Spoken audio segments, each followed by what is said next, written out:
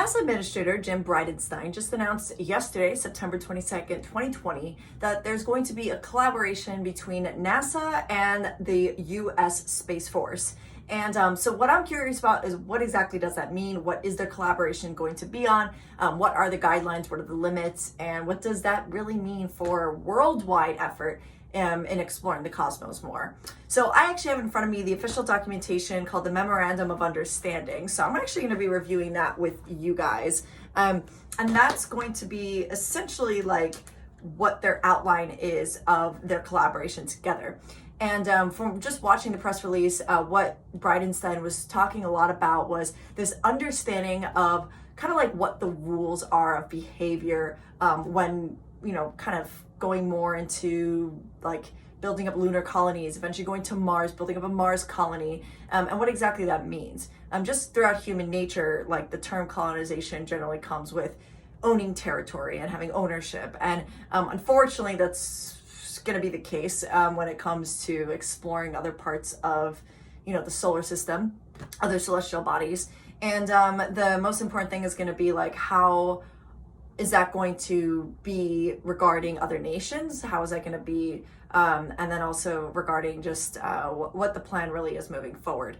So I'm actually going to review a little bit of this with you guys because it was really interesting just to sort of like recognize that, NASA has an agreement with the U.S. Air Force. And so there already is that militarization aspect of NASA, which is owned by the federal government. So its funding usually comes from the federal budget. I myself actually went on Capitol Hill with the Planetary Society to lobby for the NASA Transition Authorization Act back in 2017. And the difference between that and a commercially funded like agency or company such as SpaceX, Blue Origin, Virgin Galactic, those are funded through investors. It's privately funded, where this one is funded through the U.S. government.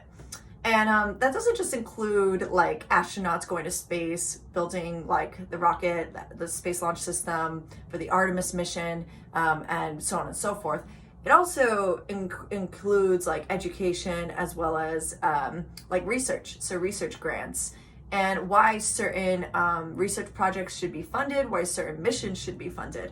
And that was part of why I spent that time on Capitol Hill, and why I take such a passion in science communication, because the more people that will recognize the importance of specific scientific research and how it directly affects their lives, the more people are going to recognize the importance of actually funding NASA, increasing NASA's budget.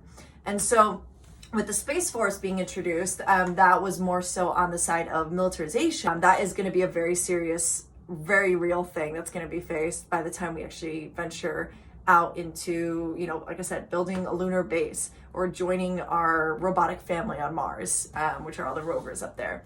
And so this agreement looks a lot at what it's going to be like for other nations to collaborate, for one, on the Artemis mission, going to the moon. How many nations are going to have a say, even nations that don't have a space agency. Something Bridenstine was actually saying was that there are so many nations that participated in, I believe it was a full conference or a full discussion specifically for the Artemis mission.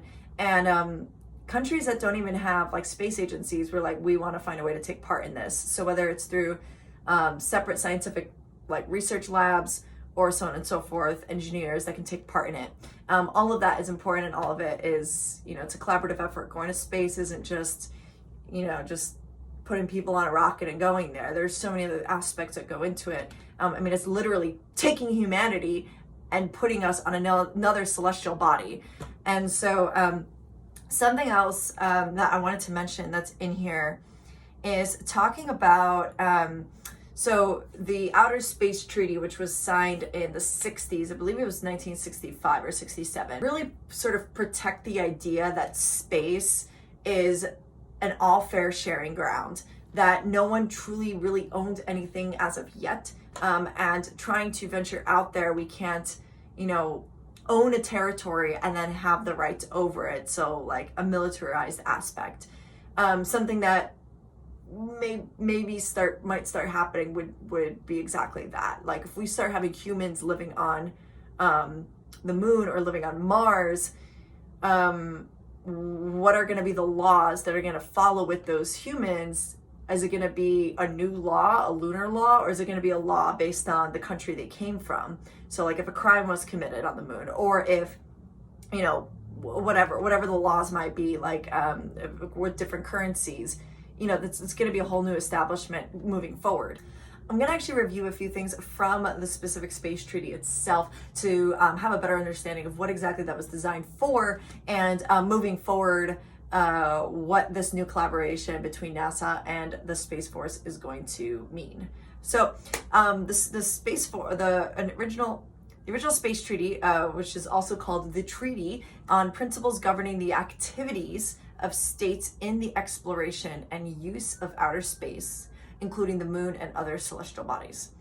So it says the exploration and use of outer space shall be carried out for the benefit and interests of all countries, and shall be the province of all mankind, humankind, whatever.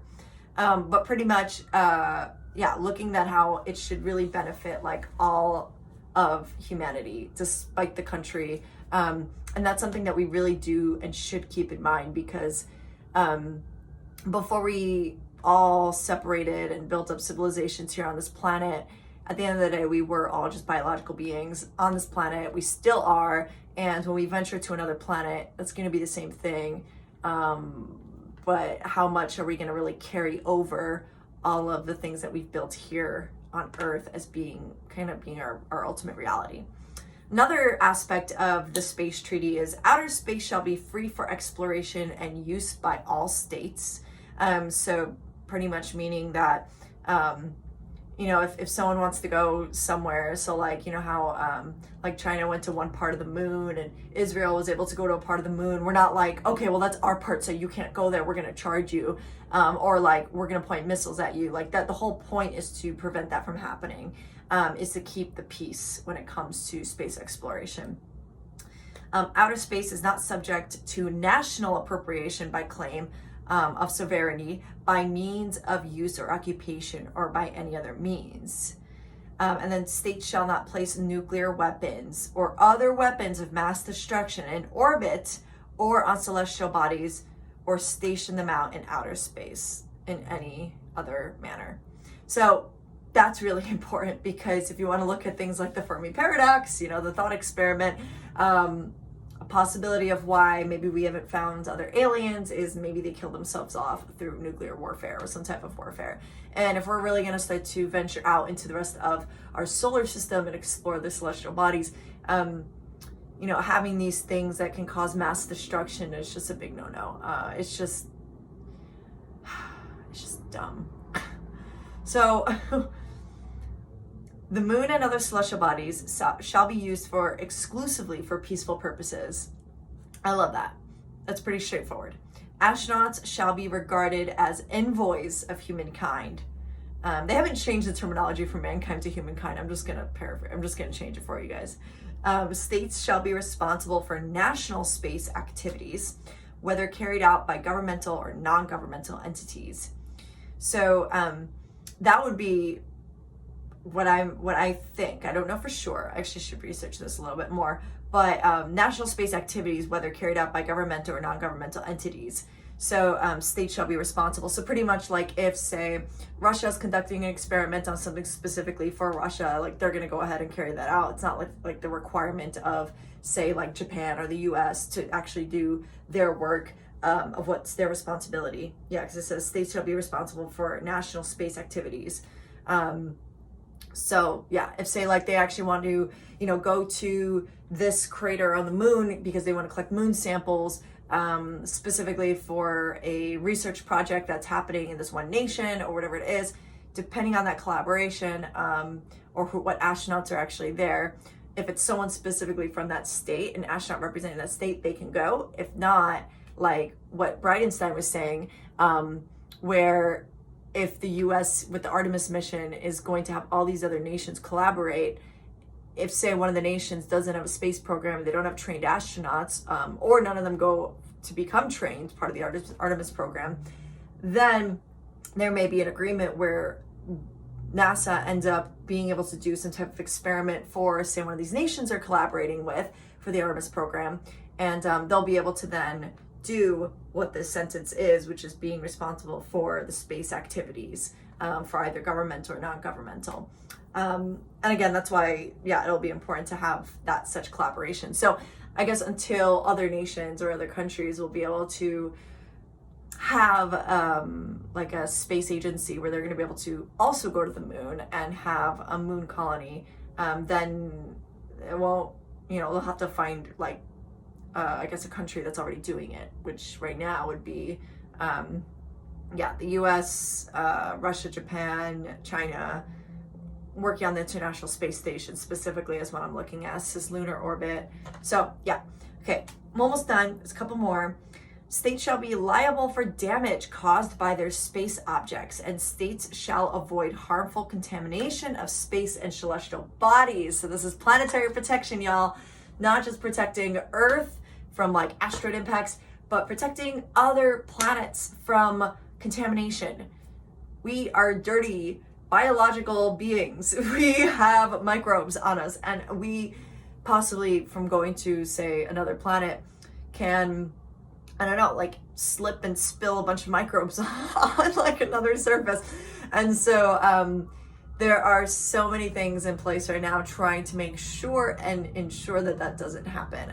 I believe actually there was an accident that happened on Mars where I think like something was spilt all over Mars. I can't remember what it was, but you guys might know. I'm gonna look it up and then I'll just add it in.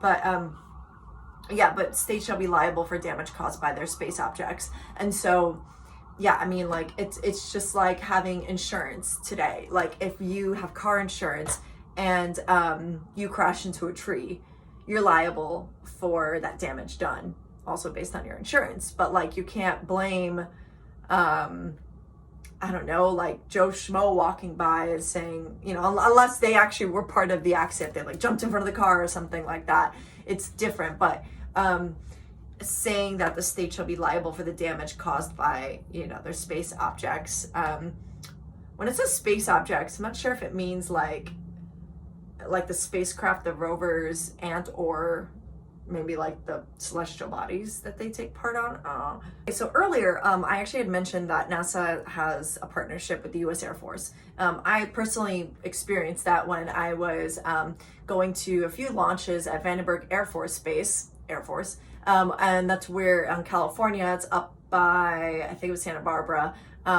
where like NASA United Launch Alliance will launch like the Delta IV rocket and stuff like that, and the Atlas V rocket as well. And so that's where they were having their launches from. SpaceX also launches from there, but now mainly on the Cape. Kind of depends on what's being launched into space. I actually learned a little fun fact. What usually will launch from Vandenberg Air Force Base, California, because of where it's located and the rotation of Earth, when the satellite is launched, it's usually spy satellites because they're able to capture the entire globe as it's rotating and get a full array of the entire globe. Whereas when you're going to like low Earth orbit, resupply mission to the International Space Station, or sending astronauts to the ISS, launching from Cape Canaveral, Florida is actually better based again on that trajectory of where it's heading to sync up with the ISS, which is also rotating around Earth, orbiting around Earth. And so a little fun fact about why Vandenberg Air Force Base has launches, it's usually for spy satellites. So most of the launches I've seen from Vandenberg have actually been for spy satellites. So there's usually not a lot of info given on them. But when I was there, they took us into the weather squadron. The weather squadron is where air traffic control is able to make sure and ensure a safe launch, as well as like whether it's, with the weather or it's clearing out like everyone nautical miles, like 10 nautical miles out in the water to make sure there's no boats there, if it's cleared like for launches in case there needs to be an emergency abort. And there's a bunch of like partnerships and contributions that the US Air Force already has had for NASA and for their launches. And that's actually written here in this new agreement between the Space Force and NASA. So it's historically areas of collaboration have included space launch and range safety. So as I mentioned, that range, like the nautical miles, making sure that the weather is safe, making sure that there's no one out in the water, stuff like that. Space communications, human spaceflight support, spaceflight safety, and space situational awareness, scientific research, and technology development.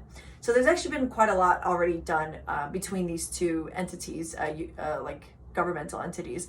And so to have now the Space Force in it, we're going to kind of look at that, of what's going to be contributing to that. But for example, NASA's operated on board the ISS since November 2000. And during this time, it says that space forces have provided range control, air, space safety, launch, landing, abort site, weather services, crew search and rescue. So in the Air Force, anything really military based, there's a lot of training with safety. There's a lot of training with security. And so having that is, I would say, comforting if I were an astronaut and I was going to space, and to know that when I'm landing, I'm going to have like some of the best people like coming to retrieve my space capsule as it splashes down in the water, and so on and so forth. And so these are really some of like the top people that have been trained for it. So there has been a really, really big benefit of having such a big governmental presence with space exploration. I'm gonna read something else that's pretty interesting here. It says, as NASA's human presence extends beyond the ISS to lunar surface, cislunar, which is between the Earth and the Moon, and interplanetary destinations, and as the USSF organizes, trains, and equips to provide the resources necessary to protect and defend vital U.S. interests in and beyond Earth orbit, new collaborations will be key to operating safely and securely on these distant frontiers. So, so that's really interesting. So it says, as the USS organizes, so U.S. Space Force organizes, trains, and equips to provide the resources necessary to protect and defend vital U.S. interests in and beyond Earth orbit, new collaborations will be key to operating safely and securely on these distant frontiers.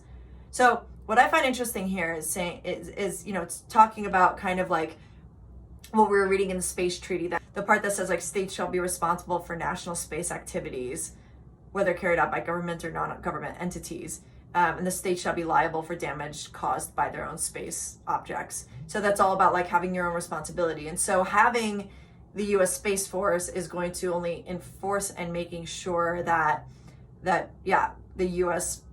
interests are protected, which for the United States, great, that's awesome. But what I like is actually they added in new collaborations will be key to operating safely. And this is what Bridenstine was saying before, of how important it is to have international collaborations.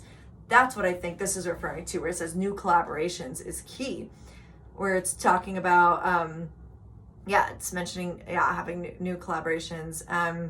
Okay, I have two more really interesting parts I want to read. One of them is going to be about planetary defense mission, as I've mentioned before, with stopping an asteroid impact from killing us, like what killed off the dinosaurs most likely. To totally insert like the meme from the TikTok meteor, God meteor. Anyway, but first I want to read this quick blurb. It says, when established in December 2019, the U.S. Space Force was tasked with defending and protecting U.S. interests in space. Until now, the limits of that mission have been near Earth out to approximately geostationary range. So it's about 22,000 miles above the atmosphere.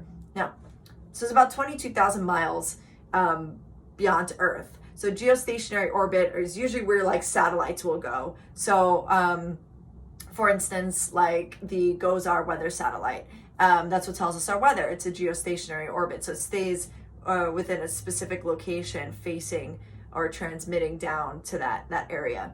With new U.S. public and private sector operations extending into cislunar space, remember what we said, cislunar space between the Earth and the Moon, the reach of the U.S. Space Force's sphere of interest will extend to 272,000 miles and beyond. More than a tenfold increase in range and 1,000-fold expansion in service volume. U.S. Space Force now has an even greater surveillance task for space domain awareness in that region. But its current capabilities and architecture are limited by technologies and architecture designed for a legacy mission. So speaking of, the 272,000 miles and beyond, that's talking now lunar orbit. So looking at like geostationary range, 22,000 miles. So looking at a satellite that is orbiting around Earth, that for 2019, since the U.S. Space Force has existed, has been the extent of what the U.S. Space Force has been able to do operationally for NASA. But now with NASA extending beyond that, and with the Artemis mission going to the moon, we're now looking at that 272,000 miles beyond Earth. And so it's interesting because it actually says that, it's a huge, with new U.S. public and private sector operations extending to cislunar space. I just mentioned private sector, so like SpaceX, private sector, so private commercial agency, extending into cislunar space. So again, between the Earth and the moon, because SpaceX is going to be with Starship operating during the Artemis mission. I think the Starship portion is going to be landing people on the actual surface, and then transferring them possibly from like lunar base to lunar base to lunar base, or boarding them back on to come back to Earth. The whole purpose is for it to be reusable and for it to be the transporter, in addition to Orion, in addition to the Space Launch System, which is going to be the whole rocket, and then Orion, and then there's just going to be Starship doing its own thing. Don't exactly remember how that portion is going to be. Next thing I wanted to get to was going to be on that planetary defense mission that I mentioned. So asteroids. NASA has a long-standing planetary defense mission as a result of congressional direction that requires the agency to detect, track, and characterize by the end of 2020, 90% of all asteroids and comets that will pass within 5 million miles of Earth. It's known as the safety zone. If it's 5 million miles, it's okay. It's like probably not gonna get pulled in by our gravity and collide with Earth. It's gonna keep passing. So that's like the limit. So 90% of all asteroids and comets that will pass within 5 million miles of Earth and are large enough to be potentially hazardous. So yeah, that is kind of like the hazardous awareness right there, is if it's a super large size, and also if it's anywhere closer than the 5 million miles from Earth. Despite years of effective use of all available assets, NASA will not be able to meet that survey deadline without leveraging future technical capabilities. So them saying that right there, I feel like that is a huge aspect with sort of tying in the importance of them collaborating now.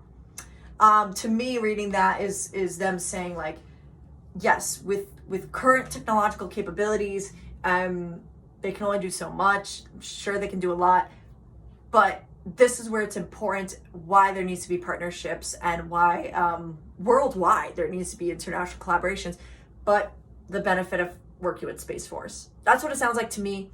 It sounds like, if they're going to be working with Space Force, and they're going to be working with maybe other countries, international collaborations, possibly for that, for tracking different asteroids for planetary defense. It says we will not be able to meet that survey deadline without leveraging future technological capabilities. So yeah, technological advancements, can happen like anywhere on Earth. I mean, people that are motivated enough and, like learning how to code at a super young age, learning how to actually start developing things, learning how to come up with new capabilities, new like innovations and technology, and inventing new things. That's where the breakthrough happens with technological advancements. In addition to, of course, lots and lots of research of PhDs and and doing all that. Yes, of course, all of it is important.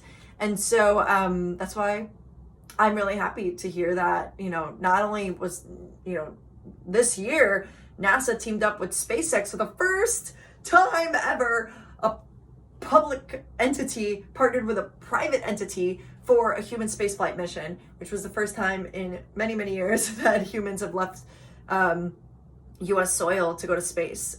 So super excited. So I'm gonna go ahead and share this document with you guys. I'll put it like in my stories and stuff, and if you want the like full link to it, I guess I'll just put in the caption, but then it's gonna be really tough for you guys to type it out. But again, I'll put it in my story, and I'll like write in the comments as well. But I encourage you guys to check that out. You know, look at it yourself, read it through. Let me know what you think about it. I think, yeah, I've shared my opinion already kind of about it, but I think it's more so just seeing kind of how this plays out and how to move forward with it. But I do think that overall having collaborations is really important worldwide. Having more international collaborations is really important. But again, it's a matter of having like countries have like space agencies and having like the capabilities. And, you know, I think that definitely I feel really fortunate being here and, you know, despite everything that's happening right now, but having a country that has a, you know, a space agency, and now such a big militarized aspect of space as well. But, you know, I think it's going to be, I think it's going to really start to grow and be more beneficial as long as we definitely have, you know, things like the space treaty set up. I'd love to see what else will evolve from it, and see what else the United Nations is working on. So yeah, that's my view right now. This was a very long video, so if you guys watch this whole thing, you guys are awesome, and I will share that with you guys now. So alrighty, take care. See you guys in outer space. Bye.